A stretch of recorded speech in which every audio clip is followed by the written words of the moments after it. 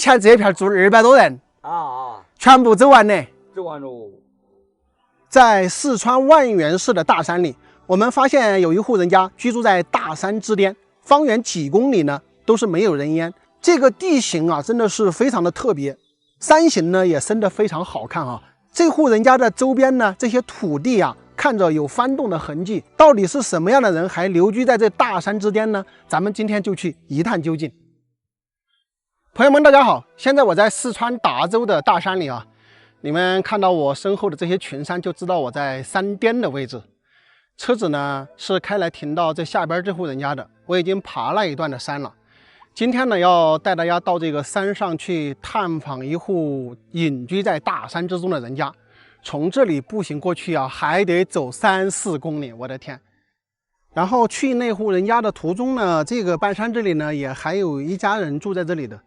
这边这些呢都是种的土地，也种的这个玉米哈。你们是不是以为我要到的是身后这户人家呀？不是啊，大家可以看一看啊，去那边的话还要走这种毛狗路，因为这个几公里的小路呢，其实走的人又少，基本上呢也很难说把这个草给它除一除啊。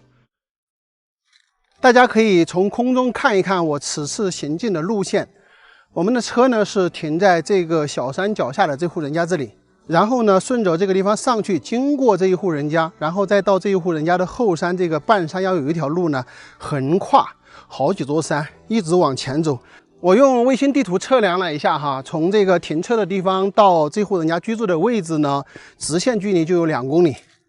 所以大家可以想象一下，我走这个山道的话，应该是要长很多的。现在呢，我已经到达了半山腰，大家可以看一下我身后这些所有的土地，以前呢都是有种的，现在可能人都搬走了，然后这些地方呢也全部就丢荒了。时过境迁呀，大山里面的人呢，一户一户的都往外搬，所以呢，这些以前的耕地呢，也大多数丢荒了。这里大家看到吗？还搭有一个简易的小木棚。我估计啊，以前在这些大山里边，其实有很多人家户居住，可能他们这边呢搬迁的比较早。我的猜测是没错的哈，大家可以看到这里就是一个牛圈，对吧？以前的牛圈整个上面都没有了，这些木料呢，不久的将来可能就是3年5年吧，都会化为灰烬，啥也看不着了。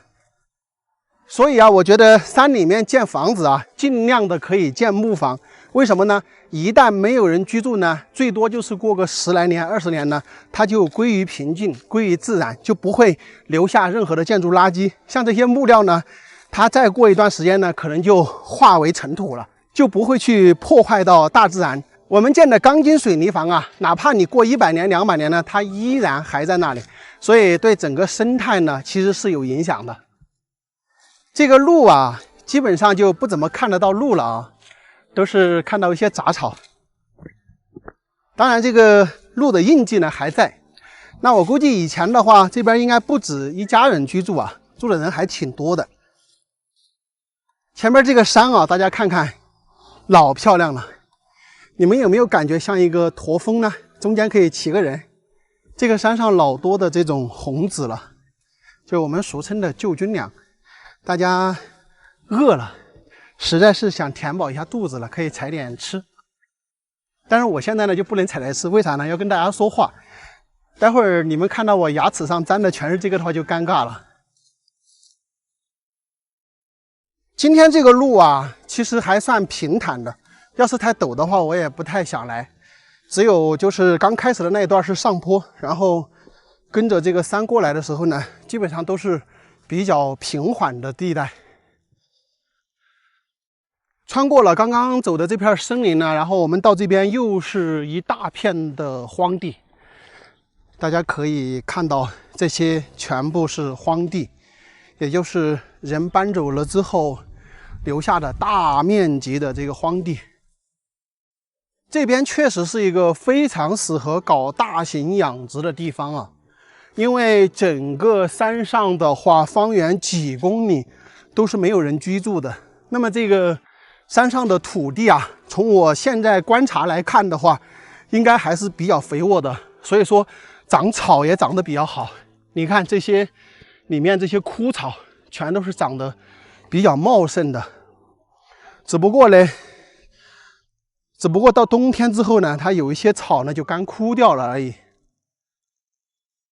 你们别说，我一个人走在这个山里啊，有时候也会被吓一跳，因为这些树林里啊，卯不齐的有个什么小动物啊，有个什么鸟啊，它噗一下就飞出来，当时你就给吓一跳。尤其是野鸡最吓人，它也扑出来的时候呢，它那声音老响了，特别刺耳。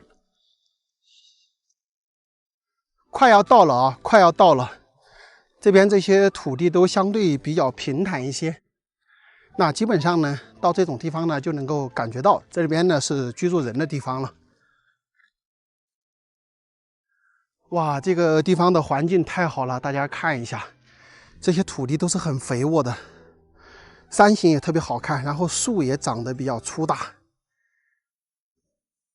是不是老舒服了？这种地方特别适合搞养殖啊！我的天哪，太美的一个地方了。大家可以看一下，这边这么大的这个土地面积，以前肯定是不止一家人的，对吧？以前在这个地方应该是一个小村主，啊，不止一家人。前面咱们已经看到房子了，马上我们就见分晓这里以前的一个状况啊。走了个把小时，终于是走到这里了。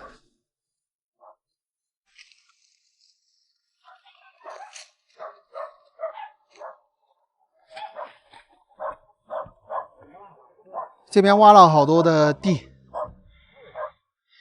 吃饭没得水？吃饭没得？吃了，你咋子？我来耍呀！你一个人住这点呢？你是哪个啊？我说你一个人住这点呢？啊，哦，你哪里的？我啊，啊，贵州的贵州的啊？啊，嘿，来得远啊哈！来这个，哎呀，好，后面怎么样？别搞！等于现在就是你一个人在这里呢？啊，我在这放羊的。在这里放羊子哦。哦，呀，你们这个房子都还是以前的那个土墙房哈。这个房子建了好久了？几十年了。都几十年了。你贵姓咯？姓熊。熊。啊。这点以前应该不止你们一家人噻。现在以前这里有好多家人啊。 200几。200多人呢。啊。搬完了，我都是在这来放羊子。哦，你们也是全部搬着来在这儿来放羊啊？就是每天都在这里看羊子啊？啊。喂了好多羊子吧？我卖了些，那才还有接近20个吧。还有20个。山上有野货些没得？包不出来就多野多。那几年你不庄稼就没得好多野收入啊。你一个人还种了好多地哇？种了2亩地吧。2亩地哈。我看你们这里土地还挺好的。嘿，建造哪得到就好久都不得走完。我们那个土地都好哦，公路没弄。对呀，我又看到这里土地好啊，嘿，出粮食的很哈。嘿，天嘞，那是好得很。这里应该不缺水吧？缺水吧？不缺水，水也不缺哈。哎，以前200多个人都不缺水啊。以前不缺水哦，那么多人。那就是个好地方哎，你们这点儿。啊，260-70个人哦。就这一片260-70个。啊。那不是房子都几十栋？哎。这点住人有好久了？嘿，住的人那是有几十年的。我们原先还不是搬家子那头，拿的那他搬到那头。哦，搬来这儿来的。啊，这写不给的地那几年。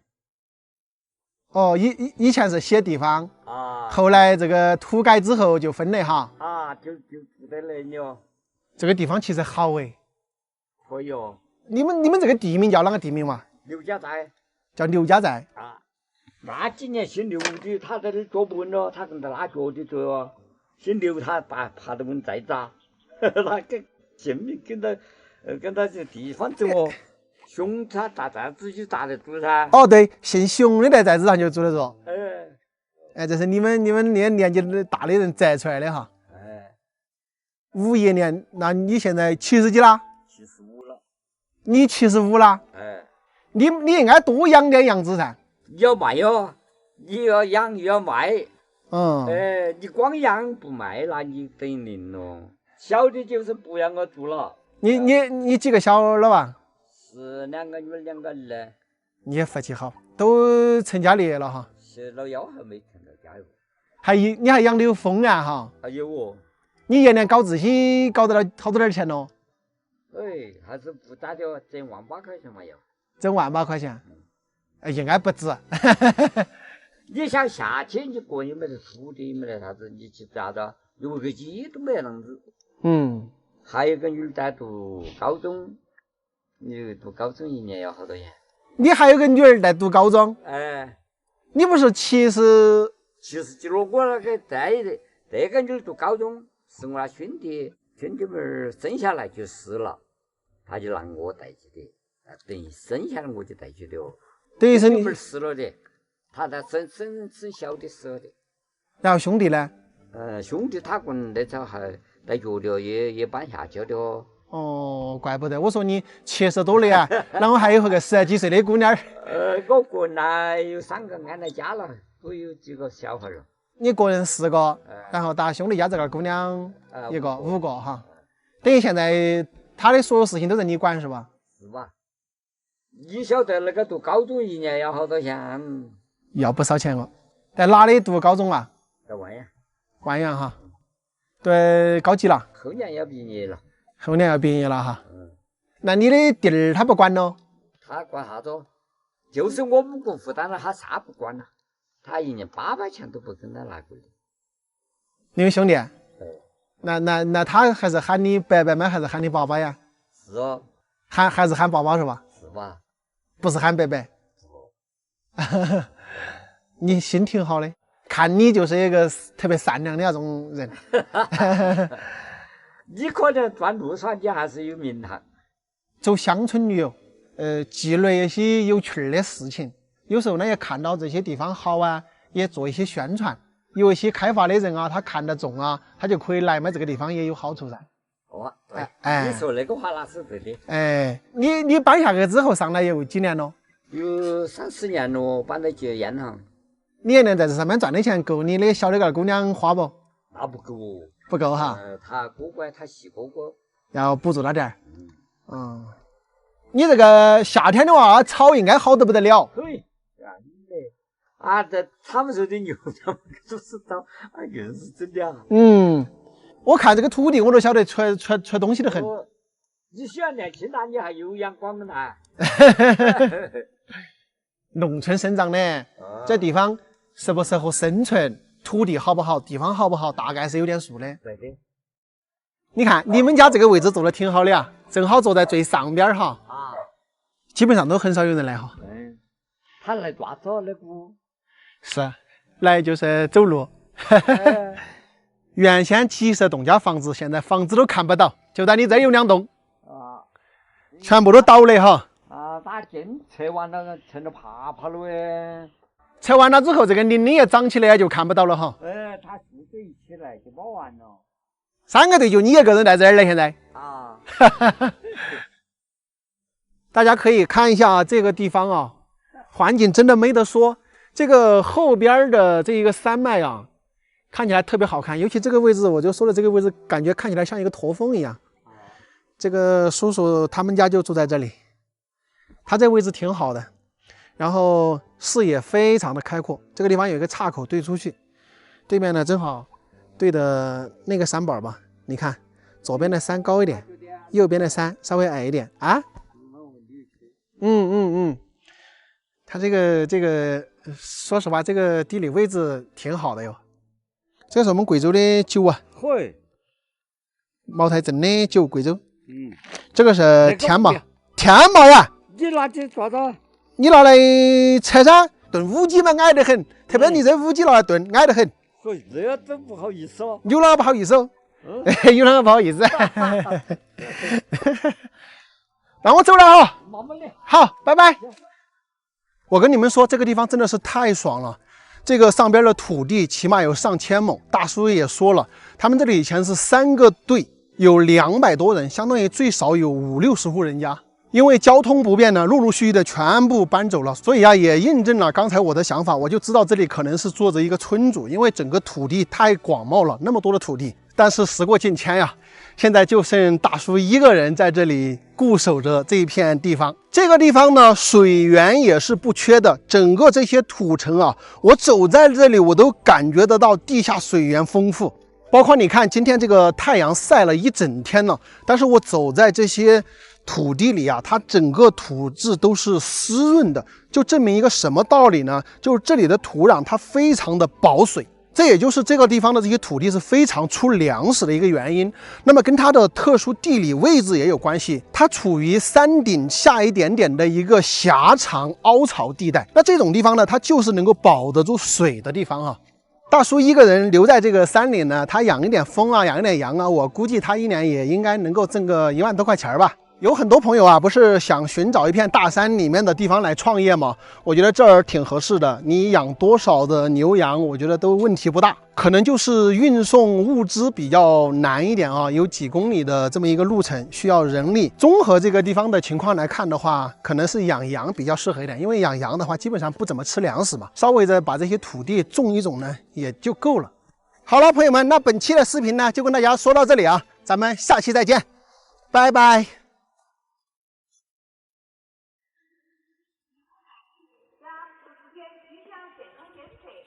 朋友们，大家好！现在呢，我在遵义市凤冈县绥阳镇的玛瑙村，在我身后这里啊，有一座始建于南宋年间的古军事城堡，至今呢也有800多年的历史。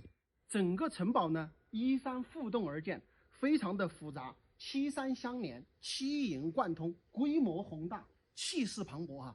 现在我带你们进这个古堡里面去看一下。这个就是最外层的一个城墙，大家可以看一下，都是用这样非常大的这种条状石来修建。大家可以看到这个城墙，它是分这样3层来修建的，所以非常的坚固。最外边是2层，这里是1层。大家看，这里是一个外城墙，上面是一个城楼，这个上面是非常大的一个城楼。这里面它整个的修建是非常的错综复杂的，你根本就搞得不太清楚啊。这个地方看看是一个碉堡，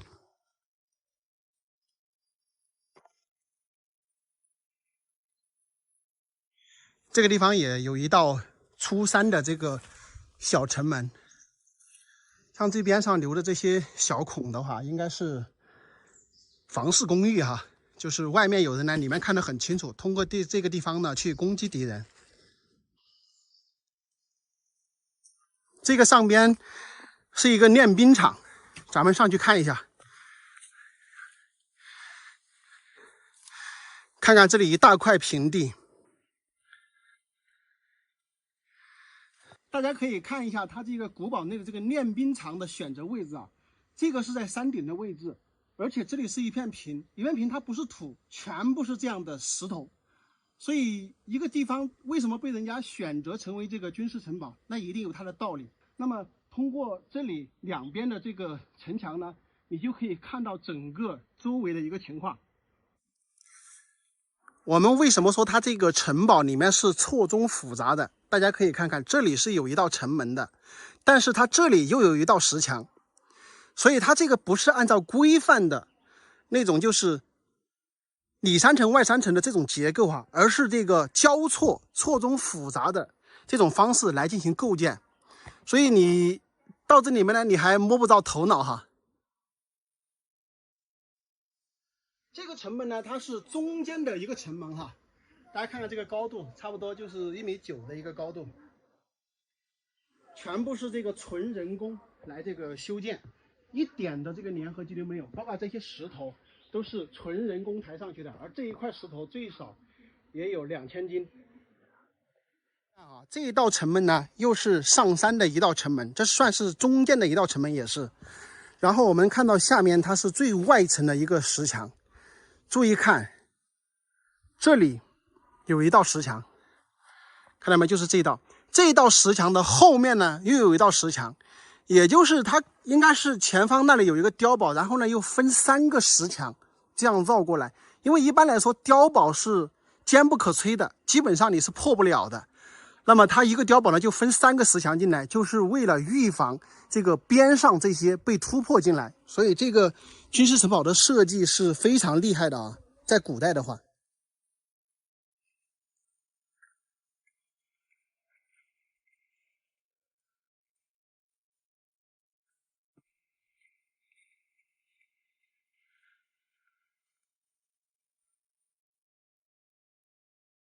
这里也是很高的一个石墙哇！大家看这里环境特别好啊，这里居然住了一户人家，应该是古城堡这里面原先就居住的人应该是他们的一个后代。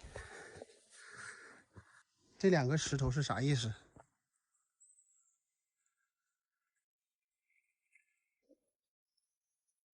这个是进入古堡的一个门，这边呢也有一道门，我们走这道门去看一下。那么我们注意看整个城墙，它是没有用到任何的一点粘合剂啊，全部是这样的条状石来一块一块的往上叠加上去，包括这个拱门，你们注意看这个拱门，它的中间拱门的位置它都是没有粘合剂的，那么都是这样直接用石头做上去的。这个工艺在远古时代已经算是特别牛了哈。你看现在我们要做这样的城墙要做这样的拱门，那必定是用粘合剂，甚至要用到钢筋混凝土，对吧？而古代呢，完全都没有这些东西，直接就用石头就可以垒这么高的墙，而且几百年来都屹立不倒，特别牛吧？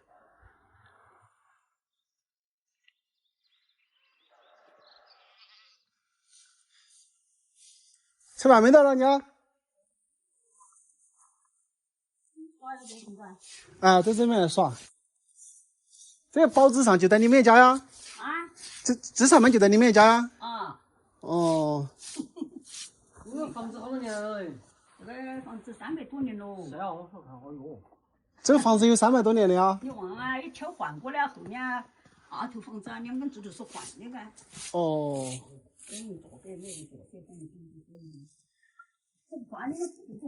都你干那么多啊？只有我够了2碗拖地啊。哦哦。你们前面上来的哈。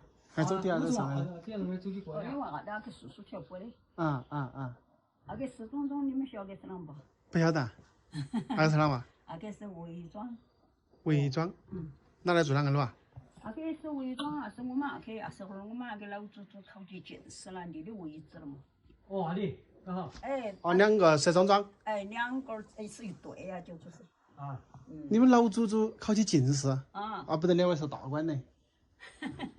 是啊，上回是秦岭真的，他们是真的哈。以前你们能够的过。还有个人说，他当做现在的大学生。还有个人说，现在的大学生给手足手弄的几大堆哟。以前进士是挑他说比这个哪样的比这个狠了，他中间疼的。你进士最低都要叠个县里面的官了。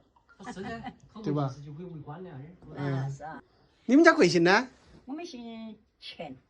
钱哈。那进士也姓钱咯？是。是好，等于是你们的祖先，相当于是。是我们的老祖宗。哦。这修这个军事城堡，这个叫秦青云了。你看这儿有个牌匾，有个秦青云墓的正门出去了。我们老祖宗是秦青云的亲堂侄儿嘛，所以我们一家又在这个里面住，每姓氏的在杭州的。我看这儿以前是搞过旅游区的哈。我抬杆都没杆喽。你刚要进的你拿个材料穿进去嘛，你的土刮分掉。一人在那么多人吃饭都不挖砖，我真老了懒去的。一人在是晚上拖，在晚上不爱动。以前住的。我啷个跳你把脚就爬进去了。你好大年纪的？我我给70多了。天，你有70多嘞？我红的嘛，年轻人装嘛。今年是72，那个下半年就嘛。那你看起不太像70多的人嘞，感觉好像不到70。宿舍也就做活了嘛，我们得15路水就打上跟楼就做活了，那时候大集体啊，今年。大集体哈。一直做到现在，你还不是要做啊？你几十岁你不做啊？我起来我说我跟他装吹水，我说我把地下拖的，水给你装就装的。那你拖地我们转下可以进你这个房子里面看下吧？要得两个看嘛。看一下哈。还是这3块钱。你看这些地都是全部是大石头。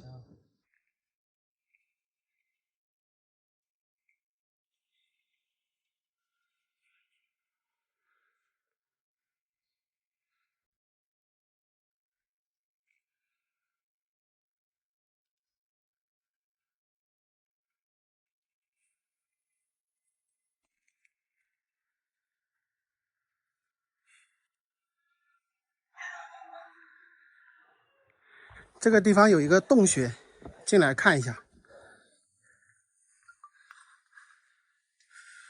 哇，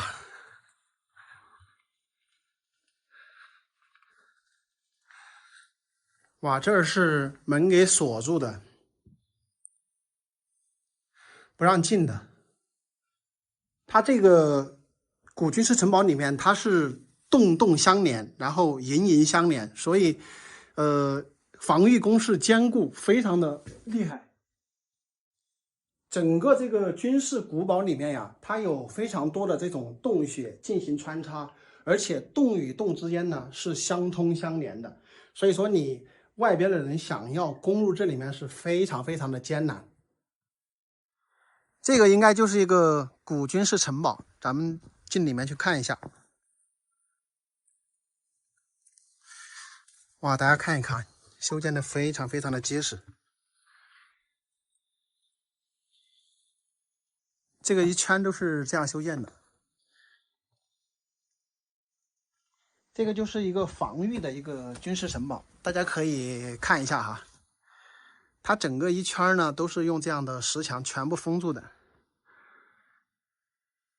那么每一边呢都留有这样的防御的这个孔洞，也就是向外进行攻击的。给大家20秒，你们猜一下为什么一圈都有这样的孔洞？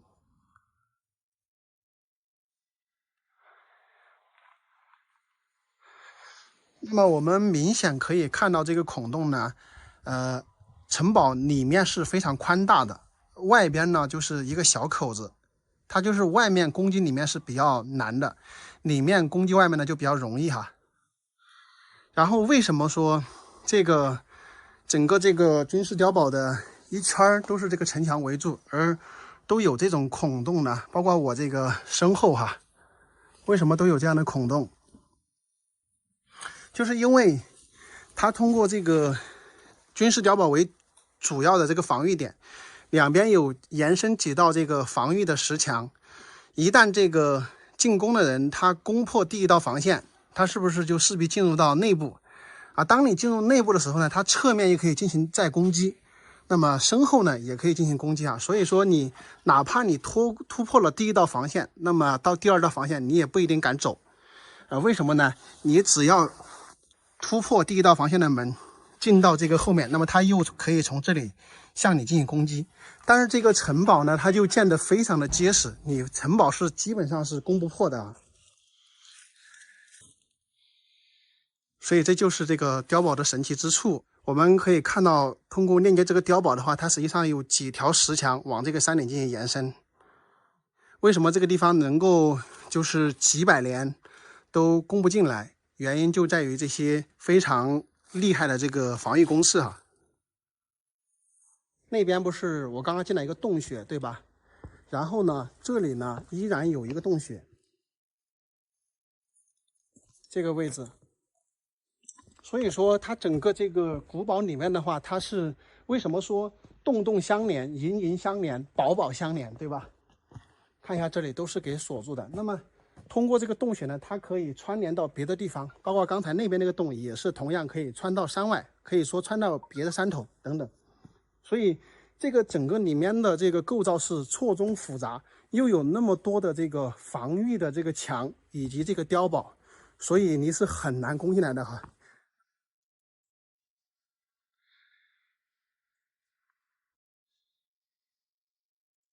好了，朋友们，今天的视频就跟大家分享到这里哈。这里呢是非常值得研究的一个古军事城堡，大家有兴趣的话，可以来这边探索研究一下。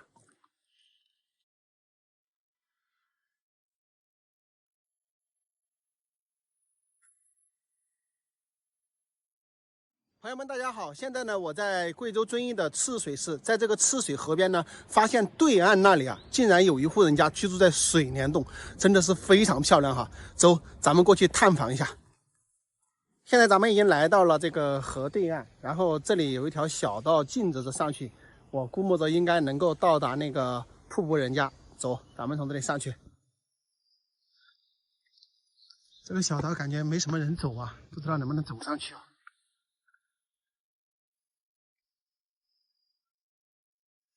看一下这个下边就是赤水河，赤水河现在非常的清澈，大家可以到赤水河这个周边来玩一玩。啊，这样的小石梯走着挺爽的。然后赤水这边呢，全部都是竹子，你看，走在这个竹林之中，神清气爽啊。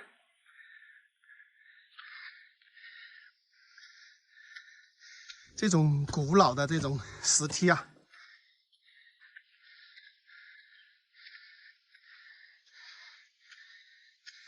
就是有点费腿啊，走起来倒是挺爽的。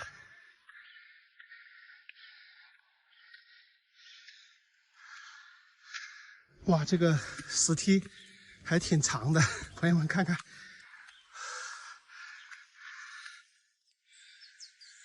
这里住有一户人家。门口这里一大块巨石，然后赤水这边像这样的，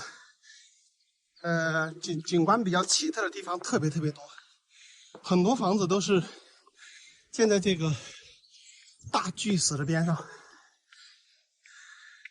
特别的古朴哈。应该是快到了啊！哇！这个地方真的是太美了，朋友们。这个洞边上这些全部是竹子，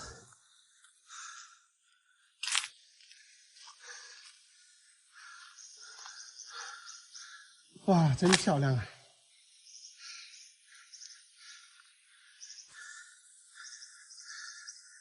看一下，太漂亮了，水帘洞。这边这个洞中堆了好多的竹子。耶，这里还会有猪。哎呀，吃饭没得噻？哎呀，你家这儿，你家住在这里啊？这里安逸哦。我专门周去上来耍哈。有人来你这儿耍过没得？啊？有人来你这儿耍过没得？有，我们朋友现在。现在只有2、3个来，现在只有2、3个来。哦。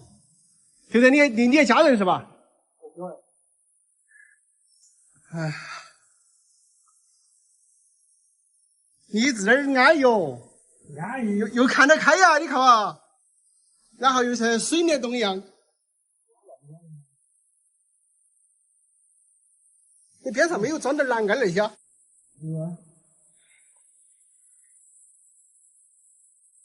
你脚边上来啊？啊，这里要走上来，还是要走几分钟哎？还看堆了那么多菜。这看那条路的，看那有路哈。你走，风景还下不完要3路上来，边左路，边左路，这东西看那个。哦。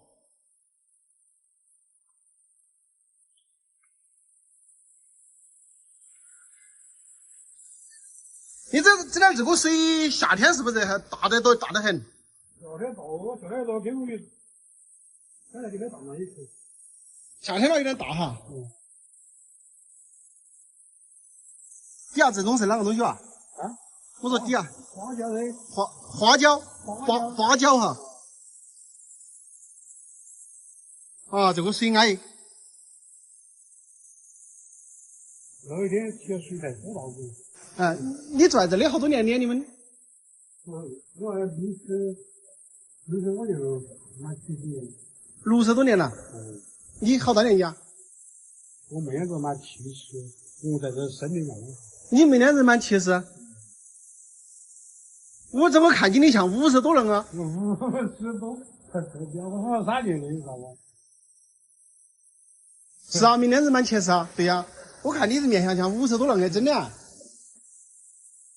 看来这个地方住起养生咯。你真的看起好年轻。这里面有好大的深度啊，这里面进去。耶，这点从外面进来好吧，都有头10米哦。有10多米了有。10多米哈。还宽敞得很呐、你这边。宽敞了原来。80几年后4、5户咱走了感觉。我站出去的，我站出去扩大10多年有啥噻？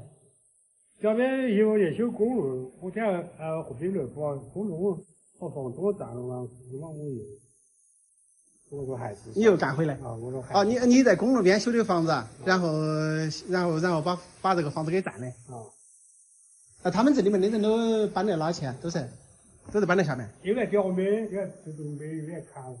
哦，等于2老几家，这边上我上来有2家人了嘛，都在这里搬出去的。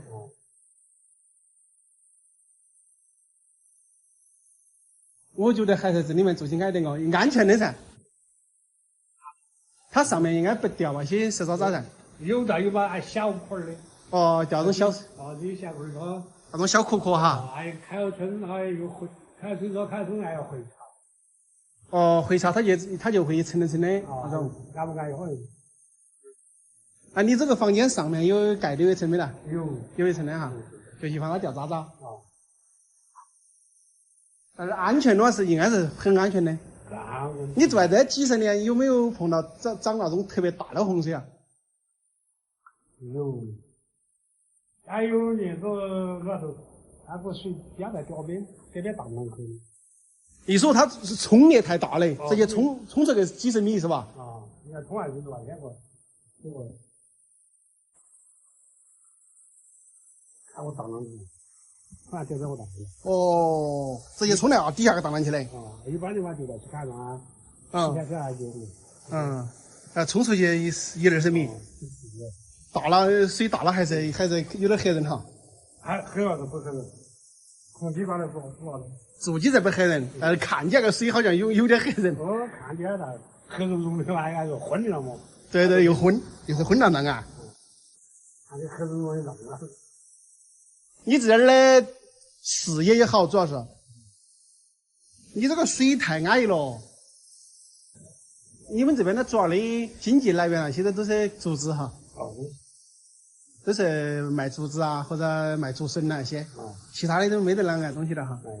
属于这儿干的，还有年轻的干属于做功课啊，也到我们转码头又看点料块儿些，来比较远。一年的话，像搞竹子车可以搞到多少钱呢？那要我去3年这有人口多啊，土地少，分了一共没啥分了多少。你家有20亩没了？没。啊，等你长期都是一个人住在这里。你是在这出生的啊？那他们总的搬来这里面的好多年的？哎呀，有换了好几十年。我们老汉儿的老家在那里。分家是3年，那是上面3年给我分家嘛，还这会儿以前再到一会儿嘛，我些老祖祖啊，就坐岸头，你分嘛头，把我分来，把我老汉儿反正是岸头啊。分2年，现在岸头有个那边。整个里面的面积应该是可能有1-2亩地哦。有我狗都是，我算来这你要是1-2亩地可能差不多哈，这个扛哈。这个才结实哟，有很多人担心这种不结实，但实际上它结实得很，比你造的楼房还要结实。比楼房结实得多。刚才还有田啊些那都看上。这上有田的嘛，还有块田。有田哦。这个水啊，像那个太阳光照过来，这好看了。你房间里面呢是盖的楼板是吧？定的就到过成本定的。哦，就是成本来定的。他就是推到哈儿，他看那也。哦，就是整板板来稍微遮哈儿，看那也还可合。也10块也就。你在那夏天嘛，2块很多。那边要比一般的房子2块多。嗯。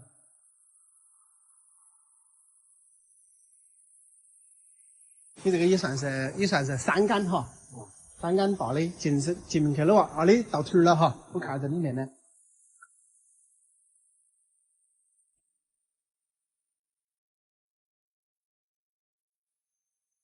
这个里面还有挺宽的一个面积，他家做的这个房子的这个位置是最里面的。哇，这个地方真的爽，朋友们。他一边烤有饭的。还喂鸡的哈。你看你在这儿站起，然后那太阳光从那里射过来，这水都是发光的，真的好看呢。你在这儿主要比对面那些可能你要还神点，你在这直接可以一眼看得到车水河，是吧？一眼看得到车水河，他们那边还看不过来的，看不到的。他那个可能看不到那边河，看不到，那边俺都看不到河沟。你至少这的环境，我觉得比那边好点的，我个人感觉哈。水好像那边大点哈，那边几道沟哈。嗯。是啊。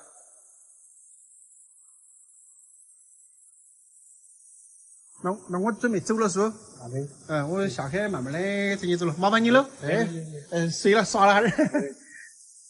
哦，凤溪村陈华组，你这是当过兵的呀？当兵来的。你哪当兵哇？他是在云南。云南哈。我叫工程兵。你叫工程兵。他修国防游客呀，干了好多年的？3年。3年哈。咦，你还是当兵的？我看到这个牌牌我还不晓得。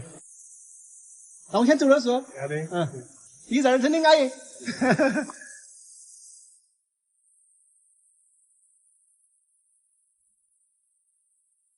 在贵州遵义这片山水相连、绿意盎然的区域，这条建在悬崖峭壁上的天渠让人叹为观止。水渠修建于上个世纪90年代，是当地村支书黄大发带领村民一同修建。1958年，23岁的黄大发被群众推举为大队长，上任就遇3年自然灾害，不但庄稼收成锐减，就连人畜饮水都成困难，让本就缺水少粮的村民雪上加霜。1960年，黄大发发现距离草王坝村7公里外的马家河沟水流很大，决心将水引入草王坝村。在征得上级同意下，组织群众开始新修水渠，但是终因为技术原因未能引水成功。时间来到1989年，黄大发一边担任村支书，一边到水利站学习水利工程技术，一学就是3-4年。1992年，黄大发再次组织群众新修水渠，自己继任指挥长，又当技术员，带领300多群众苦干，凭着智慧和勇敢，硬是靠钢钎、2锤在离地面高300米的悬崖上开凿出一条长170米的挂壁天渠。就这样日复一日，克服重重困难，付出了常人难以想象的辛劳。1995年的春天，带着零伤亡的战绩，一条跨越3个村、10个村民组，主渠长7200米、支渠长2200米的草王坝大渠终于竣工。汩汩的清水流到了草王坝，不仅解决了村里上百户群众和人畜饮水难题，有了水渠的保障，黄大发又组织村民开展坡改梯，将昔日的荒山荒坡变成了良田，彻底解决了滴水贵如油、吃包谷饭的历史。黄大发也被世人亲切地称为当代愚公。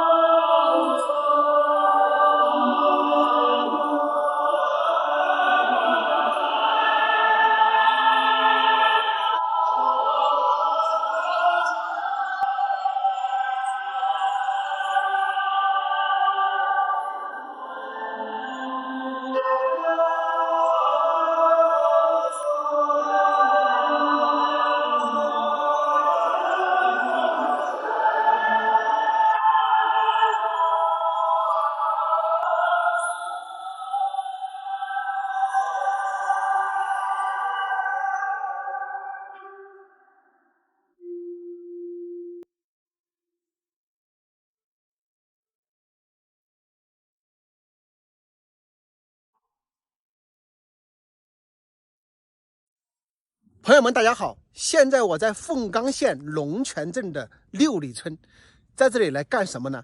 带你们去看一棵非常神奇的千年古树。然后这个地方呢，其实是不好找的啊，你只能导航到这个六里村之后，然后问路才能到达这个山上。那么它这个公路呢，已经这个硬化到这个山崖口，然后呢，这里稍微有一段的这个毛路。那么再步行过去呢，就可以到达这棵古树的位置哈。就从这里步行呢，然后就在右侧的这个山里面，大概估计当地的村民跟我说呢，是步行个几分钟啊就能到达。应该是就从这个位置过去啊。这里呢，我们看到有一条小道啊。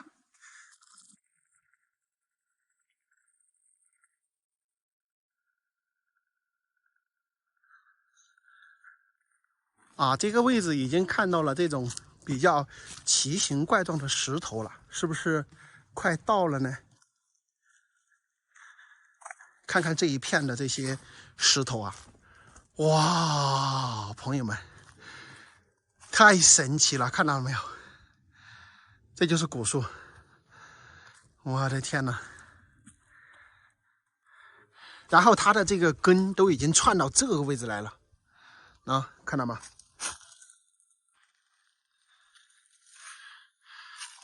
然后我天，看看这个位置，有没有感觉像一个刚出生的这个小猴？这棵神树呢，盘踞在这个地势险要的岩石之上啊，这个造型真的是非常的奇特。那么它的这个树前边呢，是一个神庙啊，这个庙里面呢也有供奉有菩萨什么的。那么特别奇特的是，这一棵树的这个整个周围啊，它都是这样的这种灌木啊，只有这一棵树是马铃光，所以这一点就非常的奇特啊。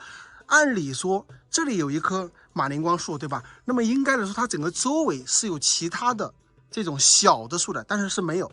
那么整个位置只有这一棵马铃光树，绝世屹立啊，真的是太神奇了。也不知道这棵树的种子是从何而来，对吗？是天生的吗？你看它的这个根系呢，是缠绕在这个岩石上而生，那么扭扭曲曲的盘旋，奇形怪状啊，非常非常的奇特。那么也从这棵树上我们看得出来这个生命的一个奇迹啊。大家可以尤其看一下这个位置，有没有感觉像一个人头像，又像一个眼睛？当地村民呢称这个为菩萨眼。马铃光的这个树根啊，大家可以看一下，它基本上接近于我们的这个人的皮肤的颜色，所以你走到这儿来，你看到这棵树，说实话，你真的是浑身都起这个鸡皮疙瘩，就是感叹我们这个大自然的造物真的是鬼斧神工。那么大家可以看一下，它这一棵树根串的是非常非常的远，然后这一整个主要的这个根系，它是盘旋在这一个巨石之上面的。看一下，你像这些地方把这个石头包裹的非常非常的严实，然后它是两大根系这边这个根系呢就从这里延伸下去，然后我们再到上面去看一下，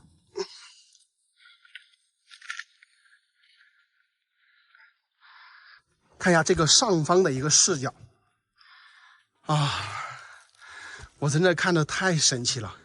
然后我们再看这里，它是有一个空洞的，看到没有？这是一个空洞，然后在这个树的这个正中间这里也是有一个空洞，更是增添了一些神秘的色彩啊。或许这个我们这个树的这个中间空的地方有没有什么奇特的东西，咱们也这个说不准啊。这一个树根蜿蜒曲折的，然后一直延伸过去，也不知道它去了多远。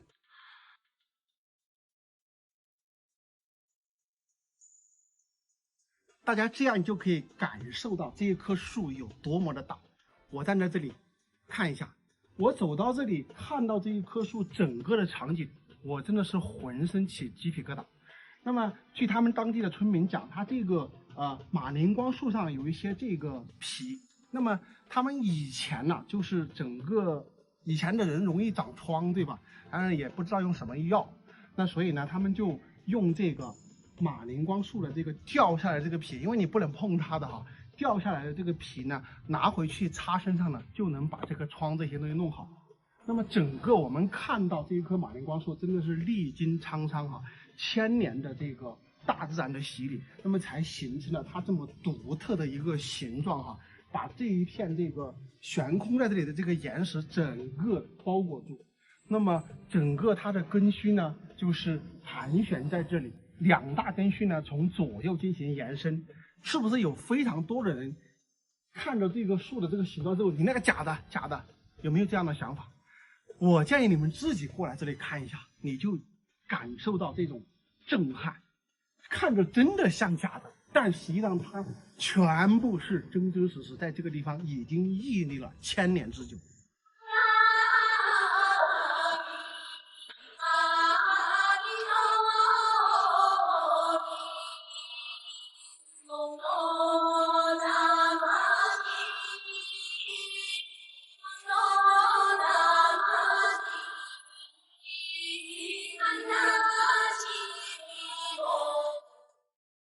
如果说这个古村寨里面有一栋400平米的农家院，免费拿给你居住，而且你还可以搞经营，你有没有兴趣呢？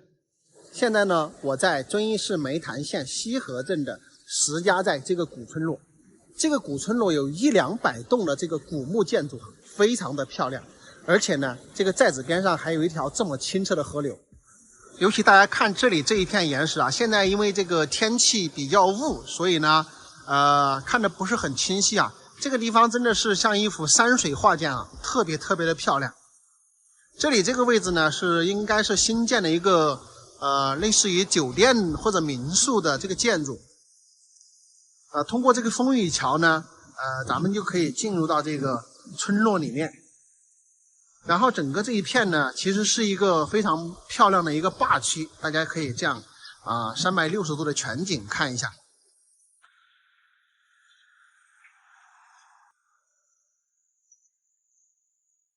这是我后面的这个风雨桥的一个全景啊，看看这个河边呢，就有这个4米多宽的一个公路，那么而可以走在这个河边，这个心情真的是非常美丽，是吧？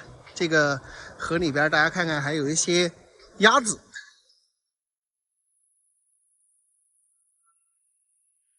你们看这里这一片河流的这个水域呢，他们每年夏季的时候都会在这里搞泼水节。今年应该是5月份或者说7月份，到时候大家可以来玩哈。那个时候人特别多，据说最多的时候一天可以达到几万人啊。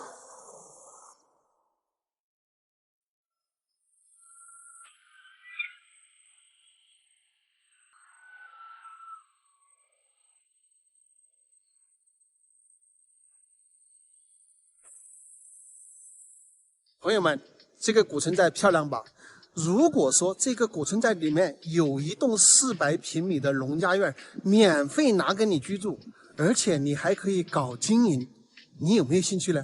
我带你们去看一下。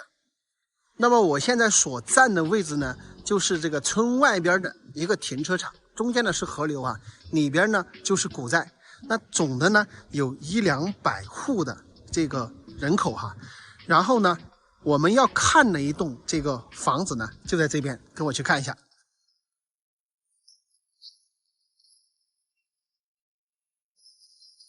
看到没有？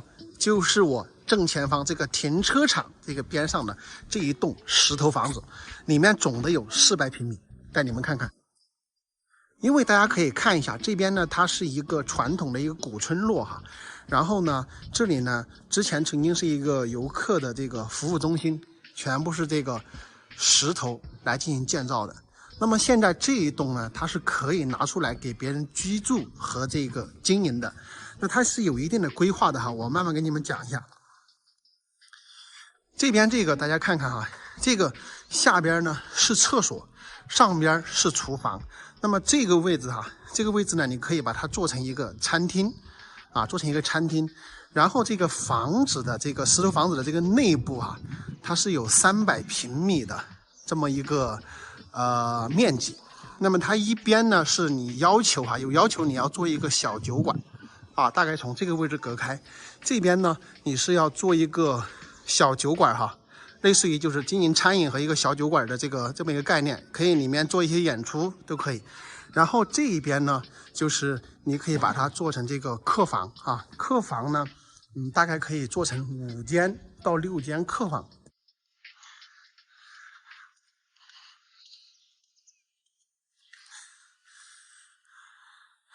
这里呢就是中间的一个走廊，大家看这个房子呢全部是这个石头来建造的，非常漂亮。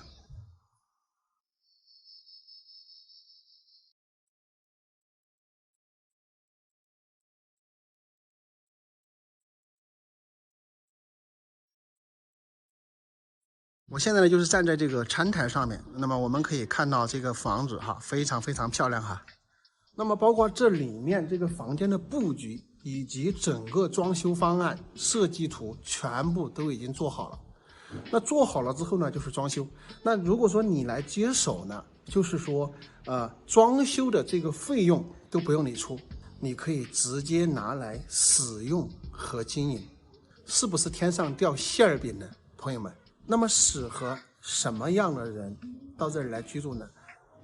想到农村来创业的一些年轻人，或者说你想找一个地方避暑的，或者说养老又顺便可以做一点事情的这些人都是可以的。然后这个整个寨子呢又依山傍水，非常的漂亮。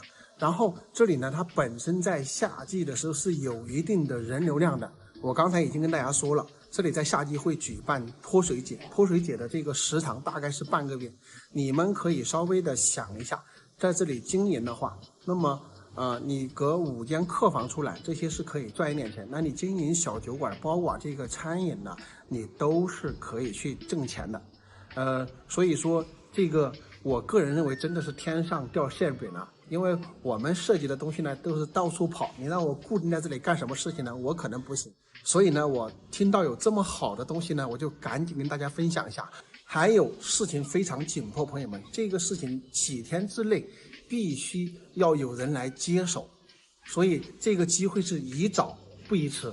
你们还有什么想了解的，可以在视频下方留言评论。好了，今天视频就到这里朋友们，咱们下期再见，拜拜。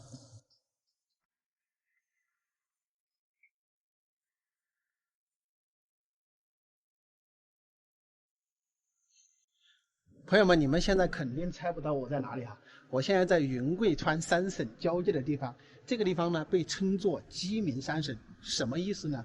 就是一个省的公鸡打鸣呢，3个省的人同时都能听到。我所站的位置呢是贵州的地界，这个地方呢是做成了旅游区整个空中俯瞰下来呢，它是一只雄鸡的造型非常之好看。然后我们的对面呢就是云南和四川。然后我们的下方呢就是赤水河和渭河的一个交界，这个地方呢也称为三岔河。大家可以看到这个地方是绿水青山，悬崖峭壁非常的壮观。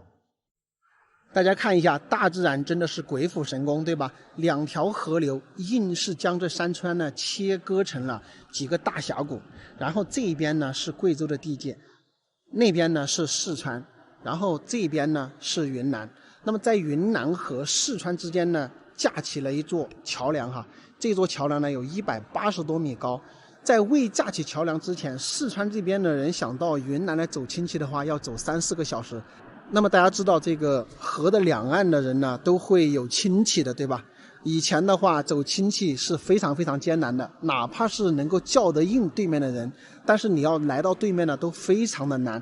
四川这边的人他是要经过上面有一个崖壁的小道从崖壁小道过去之后，从那边下山下到河底，然后你还要渡船过河，然后又再爬一坡呢才能到达云南这边的村庄，所以非常的艰难险阻那么在若干年前呢，他们就凿通了崖壁小道通过崖壁小道过去呢要方便一点，然后再后来这几年呢又把这个桥给造好了，那现在呢就方便的非常非常多了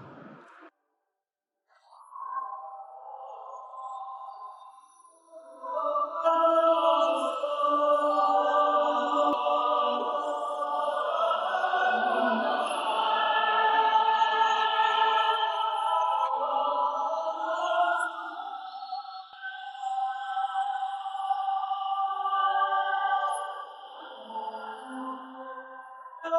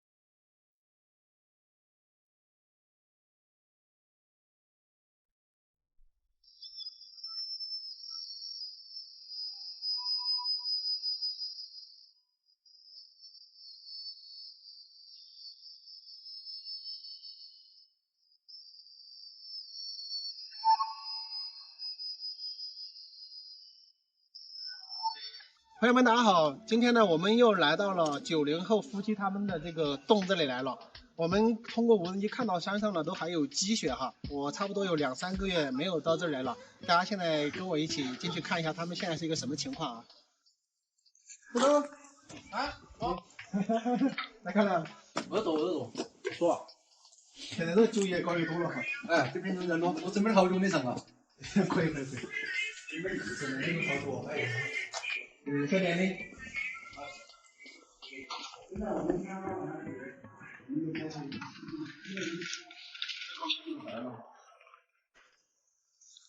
心情好不好？今年差不多搞了好多业绩。毛的是100多万多。毛的搞了100多万。赚应该赚到50多万的是吧？赚不到，我们运不赚不到那么多钱。这个就在20年的啊。这是这个太舒服了，真的是10几年前的事。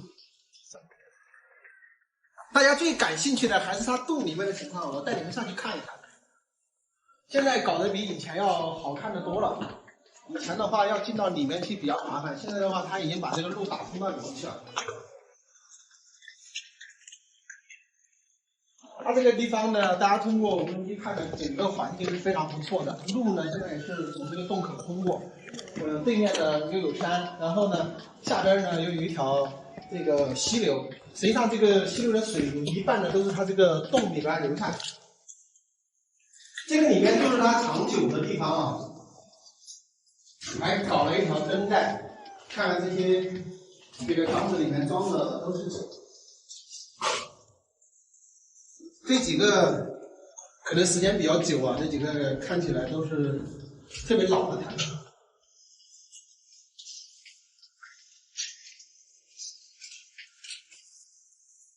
最开始到这里来的时候，它这里面是没有这些灯的，然后水呢也整个下面比较乱，但现在搞的就比较清爽。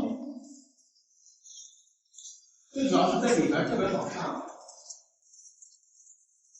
你们看一下这个像什么？然后还有那个地方那个。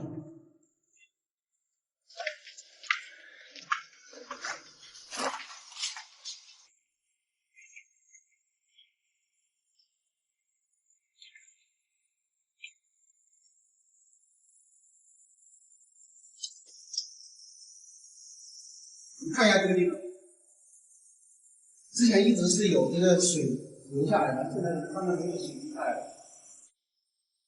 这一块。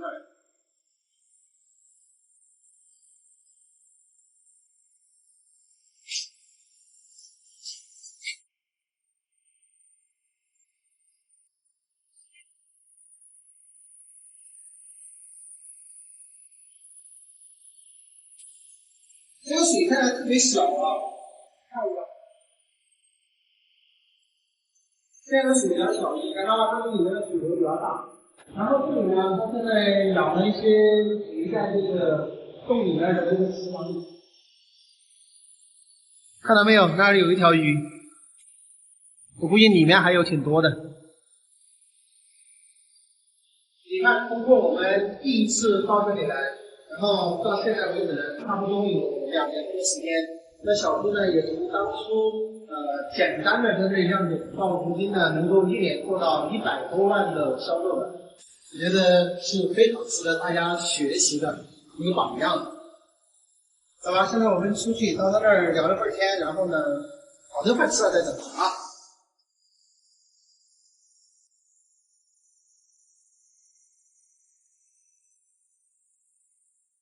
你这个酒啊，这个马蜂酒那天是啥呢？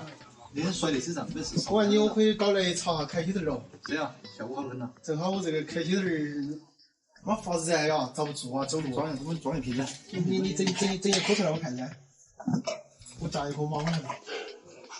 你装瓶嘛，我们装瓶你给炒下的嘛，这种子好得很。你们看一下，这个东西被它蛰到的话，蛰2、3下人都可能会死。这个剧毒的。切。要是这玩意儿能把我的这个膝盖的热风湿给治好了，我就佩服了。看一下这里面全部是马，我夹几个出来吧。要去了吗？要吗？要得出来吧。你也拿了个整笼马蜂针进来吗？我个整的。我靠，这个大！看一下这2个。你炒了之后，你晚上睡觉的时候喝一小杯，不要喝太多了。这个喝我不就敢喝？可以喝，本香啊，这个可以喝的。可以喝，可以喝，不要喝太多了。这种杯杯喝个半。我这个开心头我都花了4、5千块钱没整好。我这里免费就给你治好了，真的像。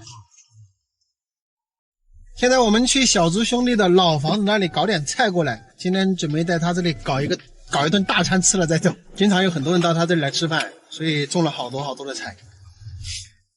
这片全部都是。这片你种的菜啊？白菜、豌豆尖儿。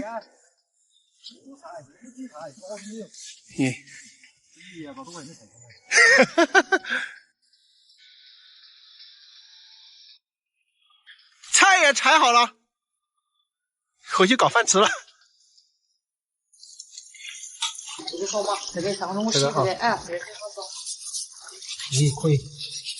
我昨天嘛还要的。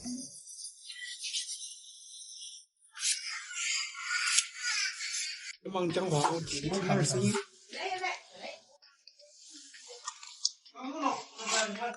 你小朋友小朋友他这边。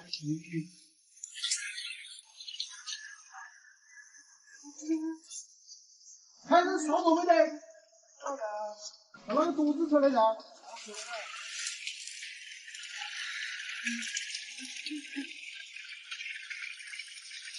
别上5楼，听不到。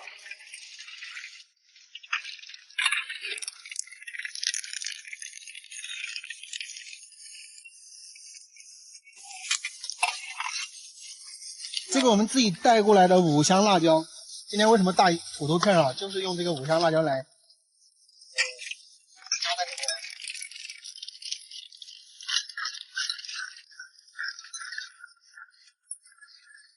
烧点多了不行。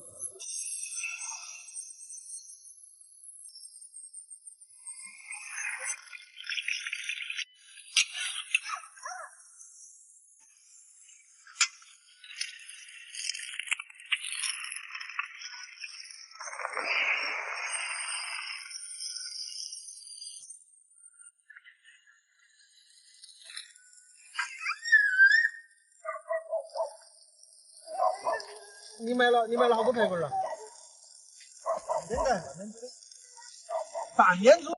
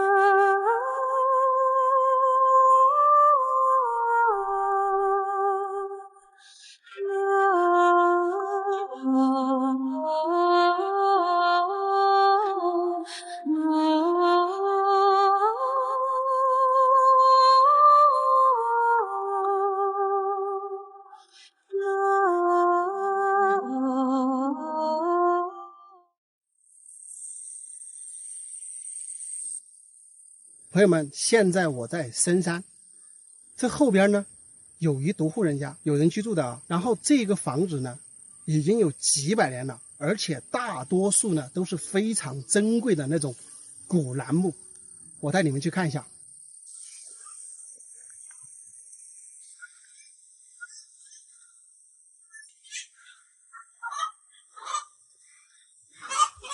这栋房子就是几百年了的楠木房啊，我带大家看一下。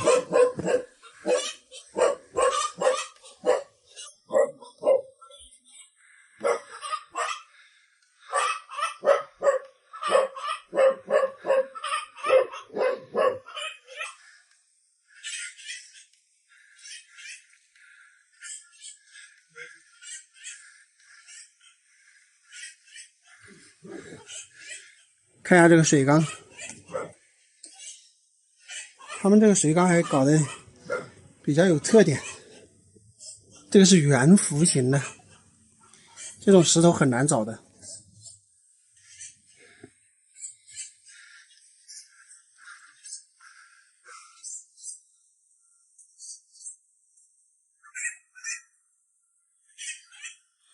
大家看一下，它这个柱头都是楠木的，就是这一栋房子啊，很多的这个柱头都是楠木的。这一颗看一看，懂的可能就知道啊。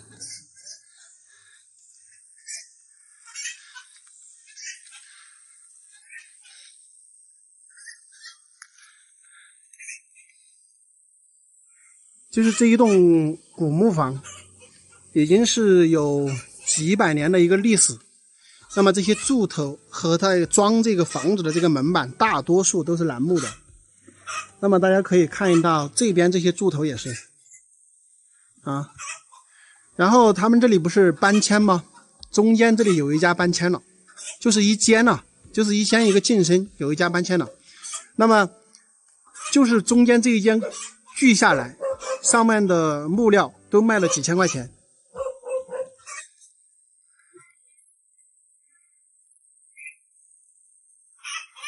特别难得的一栋古木房啊，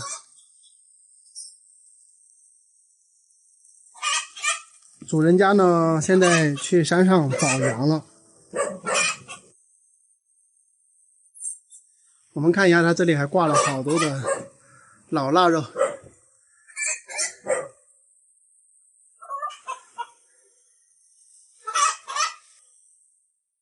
这一栋木房至今已经是最少有200-300年了。你们觉得值多少钱？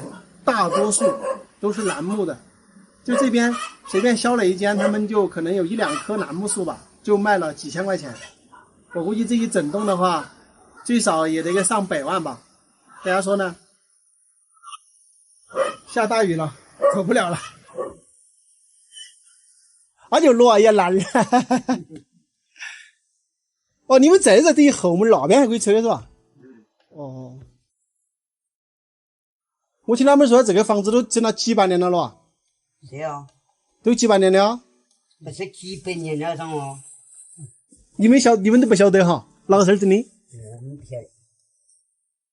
有人来买过没得？我要是要23档喽。来23档了，出了好多钱哇？不晓得。这个房子要把呀，假如我全部蓝卖要把卖8-8万呢，最少的要。200万啊，这个没有。现在那么好容易进了，它不成吗？如果全部是也就不得了嘞，全部是也就不得了的。人家挣了干钱啊，几个了，人家都卖好多钱嘛。卖几千块钱说的噻。哎呀，走了，老人家。走了，屋里了。雨啊。不要紧，这个雨也顶不住啊不？他一会儿偏一下那偏一下的，没事的。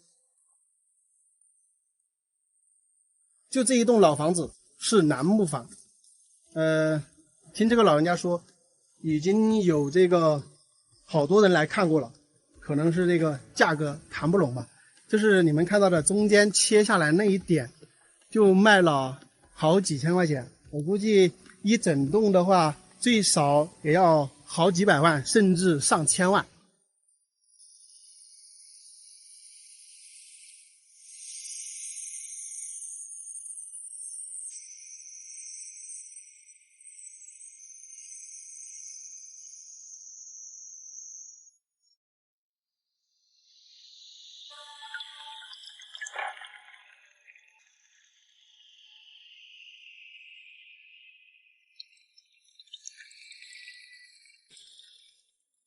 朋友们，大家好，我是阿泰。现在呢，我在贵州毕节市的大方县，现在身处于一片森林之中哈。我身后这些柴呢，就是用来种植天麻的。大方的天麻呢，因为种植在森林之中哈，天麻树的含量非常高，所以又有中国天麻看贵州，贵州天麻看大方之说。那么大方天麻呢，在明代开始啊，就进贡皇室，至今呢也有600多年的历史。那么为什么大方的天麻品质如此之高呢？这个呀，还要说一说大方的独特地理环境。我们可以看到大方这边的整个这些山本啊，它都是这种大丘陵的这个状况，也就是山脚到山顶的这个高差呢，大概都是100-200米。我们的天麻呢，就非常适合在1600到1800的这个海拔去生长。那我们看到这些所有山的这个山脚下呢，差不多就是1600。还有就是大方这边呢，冬无严寒，夏无酷暑啊，全年的平均气温呢只有11.8度，一整年的无霜期呢有257天，差不多有一半的天气呢都是云雾笼罩在这个山上边的。各种各样的这种气候以及地理位置环境呢，造就了大方的特别适合天麻的种植。所以就是我们开头讲的，为什么大方的天麻称为中国天麻之乡呢？这个不是没有根据的，首先就是它的一个地理环境优势所决定的。那么这些柴呢，就是用来种植天麻的。大家可以看一看，大多数呢都是这个青冈柴。那我种植天麻的时候呢，就是用青冈柴加上灭环菌，出菌丝之后呢，然后再跟天麻一块种。为什么说天麻是要种植在林下的？大家可以看看，我们整个森林之中呢，有非常多的这些树叶，对吧？秋季的时候就变黄，还有下边的一些杂草，那所有东西呢都是会落叶的。这个叶子落下来之后呢，就会腐烂，腐烂完了呢，包括我们种植天麻的这些林子里面呢，它的泥色呢都是偏黑色的，而这种颜色呢，它就是那种一些叶子，包括一些杂草腐烂之后呢，夹在土地里面啊，出现了这么一种土质。所以说呢，它的天麻种植呢，完全是仿野生状态下种植。大家知道我们的野生天麻也是生长在这个林中，对吧？那么现在的这种种植方式呢，整体来说都是仿野生的种植方式。我知道外省有非常多的一些地方，它就直接种植在土里面。那种在土里面，你肯定是没有种植在森林之中好，因为整个森林之中它的这个土壤完全是不一样的，它的有机矿物质各方面的营养都要比这个纯土地上要好得多。所以这也就是说，大方天麻为什么好，为什么出名的一个重要原因。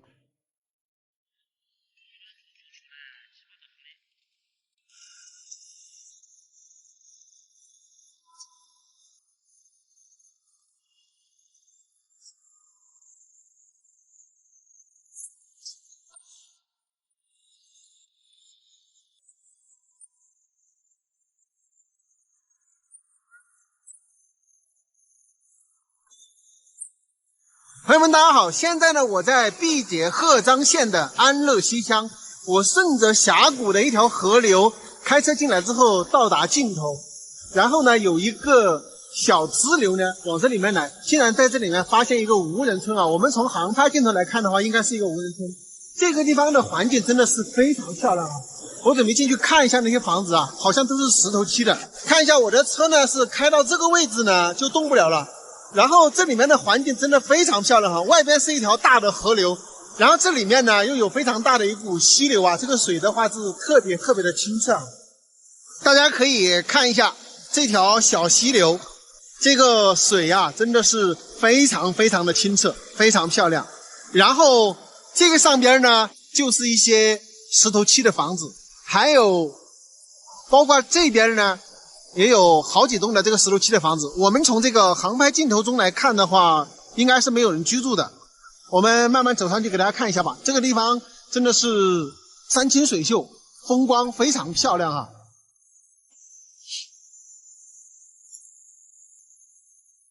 这个路呢基本上也没有什么车来，我估计呢都是进山找一些东西的人过来。然后大家看一下，这些都是值钱的东西啊。这个是茶叶，给你们看一下，这个是苦丁茶啊，这个茶在夏天是非常好喝的。它这个房子下边这些土地里面全是这个苦苓茶，怎么没有采呢？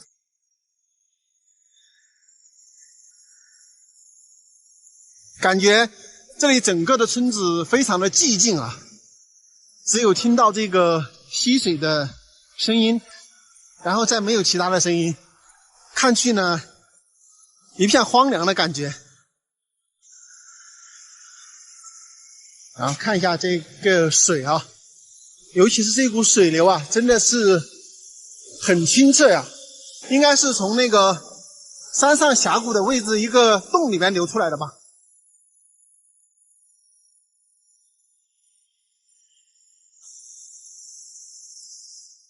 不知道怎么回事啊，我特别喜欢这样的地方，就是一条路进去之后呢，就到尽头，然后没有人来打扰，背靠山，有水，我就喜欢这样的地方，所以看到这样的地方我都会进来看一下。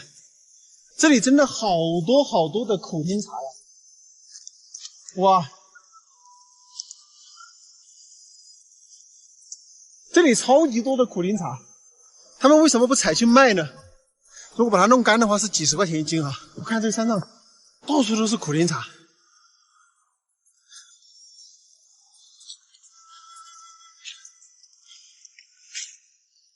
这个是唯一的一个红砖来砌的房子。看一下这个石头房子做的是很牛叉的，你们看一下多高。看一下，从下这个石头房子是从下面那儿一直砌上来的。这个是3层的石头房子，这个石头房子做的有技术吧？老古董，看一下没有？看一下这些房子，全部是石头砌的。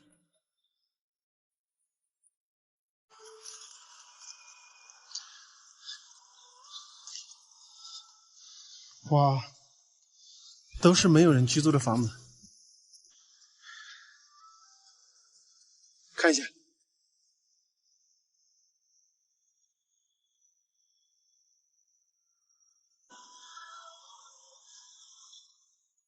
对面的房子呢，也全部都是石头砌的。这一栋房子最高，有3层楼高，然后这个边上呢，也是一栋石头房。感觉这里就是一个特别古老的一个村落啊。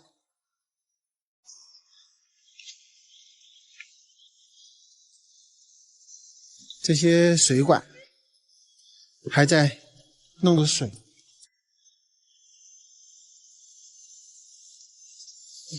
哦，蜘蛛网都有。看到没有？这些房子上全部写的生产用房，就是不在这里居住了，人都不在这里居住了。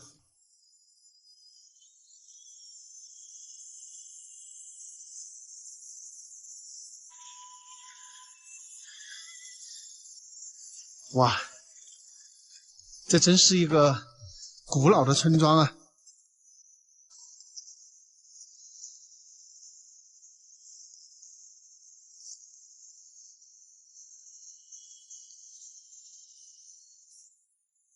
大家看一下这个无人村庄，你们看一下漂亮不？全是这种石头砌的房子，非常美的一个地方。所有的房子上面呢都写了生产用房几个字。就是没有人在这里居住的，可能是偶尔有些人回来，可能种一点菜啊，做一点土地啊，会回来一下子。看去呢都是一片荒山，特别美的一个地方。我觉得住在这里应该会很爽哈。外面有一条大河，然后这里呢又有一条溪流，水源是完全不缺的。所以在这种地方，如果说养老养生的话，我觉得是不是非常好的一个地方啊？你们喜欢这样的地方吗？欢迎大家在视频下方留言评论哈。